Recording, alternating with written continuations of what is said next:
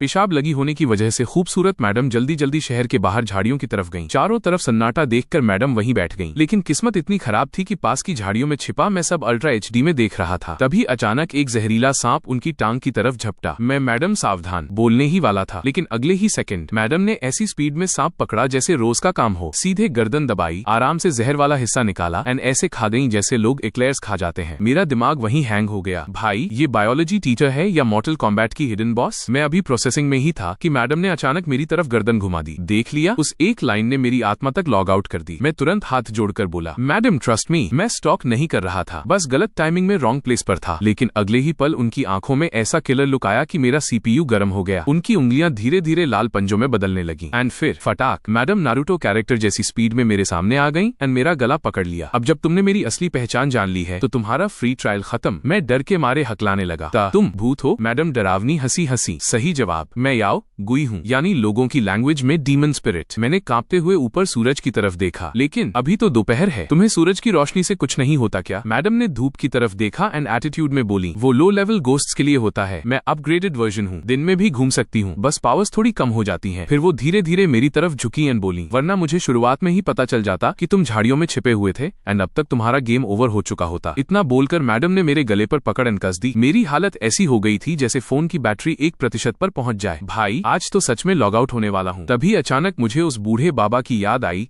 जिसने कभी मुझे इमरजेंसी यूज ओनली वाला ताबीज दिया था। मैंने कांपते हुए जेब में हाथ डाला एंड तुरंत वो ताबीज निकालकर सीधे मैडम की छाती पर चिपका दिया। अगले ही पल धड़ाम, ताबीज से तेज सुनहरी रोशनी फूटी। मैडम ऐसे पीछे उछली जैसे किसी ने हाई वोल्टेज करंट लगा दिया हो। पूरा जंगल कुछ सेकंड के लिए शांत हो गया। मैडम जमीन पर गिर पड़ी। अब उनकी हालत देखकर साफ लग रहा था कि सिचुएशन रिवर्स हो चुकी है। वो तुरंत घुटनों के बल बैठ गई एंड बोली, महान गुरु, मुझसे गलती हो गई, मैं आपको पहचान नहीं पाई, बस मेरी जान बख्श दीजिए, आगे से आप जो कहेंगे मैं वही करूंगी। मैंने तुरंत विलन वाली स्माइल दी। अच्छा, ये बात तुम खुद कह रही हो, फिर तो मैं शर्म नहीं करूंगा। ये बोलकर मैं धीरे धीरे उसकी तरफ झुकने लगा। मैडम की आंखें डर से फैल गईं। तुम पागल हो गए हो क्या? दिन का उजाला है, स्कूल के बच्चे अभी आसपास ही हैं। वो लगातार छूटने की कोशिश कर रही थीं, लेकिन जितना वो पैनिक कर रही थीं उतना ही मेरा कॉन्फिडेंस बढ़ रहा था। करीब 3.5 सेकंड बाद मैडम पूरी तरह थककर जमीन पर बैठ गईं। उनकी आंखों में गुस्सा भरा था। मैं एक शक्तिशाली आत्मा हूँ, तुम्हें जरा भी डर नहीं लगता? मैंने सीना चौड़ा करके हंसते हुए कहा। डर? मैडम, कल रात ही एक फीमेल गोस्ट से टक्कर हो चुकी है, अब तो मेरा हॉरर मेंबरशिप प्रीमियम हो गया है। मैं उस समय बस एक साधारण कॉलेज स्टूडेंट था। गांव लौटने के बाद मैं अपने मामा के इंटरनेट कैफे में नाइट शिफ्ट में काम करने लगा था एंड संयोग से वो मेरी पहली ही रात की ड्यूटी थी। ऊपर से उस दिन भूत चतुर्दशी था, जिसके लोग भूतों वाली रात भी कहते हैं। रात के ठीक 12 बजे बाहर अचानक हाई हील्स की टकटक आवाज सुनाई दी। गाँव में तो वैसे ही रात को लोग कम निकलते हैं एंड आधी रात में हाई हील पहनकर घूमने वाली औरत। भाई ये तो हॉरर मूवी का ओपनिंग लग रहा था। मैंने